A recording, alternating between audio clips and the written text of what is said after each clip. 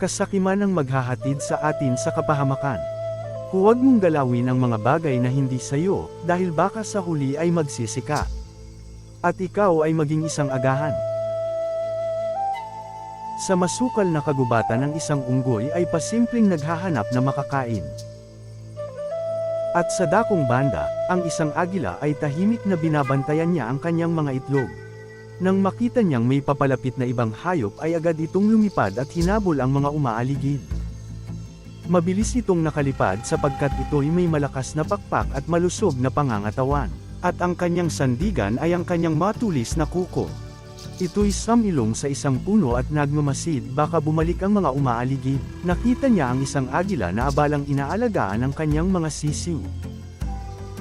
Nang siya ay malingat ang umaaligid na unggoy ay dahan-daw ang lumapit ito sa mga itlog ng agila. Kanyang kinuha ang mga itlog, pinunasan pa ng unggoy ang mga itlog bago niya itong kinagat, at masaya siya kumain. Sinigop niya ang laman ng mga itlog ng agila at palenggan lingon sa kanyang paligid. Busog na busog ang unggoy sa kanyang pagmumukbang ng mga itlog ng agila, bagamat hindi mawawala ang takot at pangamba na baka bumalik ang inahing agila at gantihan siya. Nang matiktikan ng agila na kinain ng unggoy ang kanyang mga itlog, ay mabilis itong lumipad at hinabol ang unggoy na siyang salarin sa pangyayaring iyon. Nagsipagtakbuhan ang mga kasamahan ng unggoy na nagmamasid. Takot na takot sila sapagkat baka sila ang mabuntunan ng galit ng inahing agila. Mabilis na umakyat ang unggoy at ang mga kasamahan nito. Ang agila naman ay hindi tumigil sa paghahabol dahil sa kanyang sobrang galit.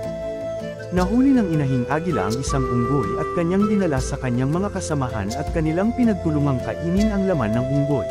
Kaya huwag nating subukang gawin ang mga bagay na alam nating ito'y nakakasama sa atin. Magsilbing paalala na ang buhay ay mahalaga at ating pakaingatan. Maraming salamat.